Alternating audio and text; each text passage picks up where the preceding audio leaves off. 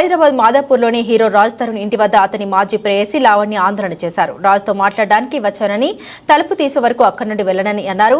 తిరగబడడం స్వామి free release event నుండి రాజ్ తరుణ్ తప్పించుకొని వెళ్లిపోయారని ఆరోపించారు. అతను అడుగుతున్న ఆధారాలు తీసుకొచ్చినట్లు తెలిపారు.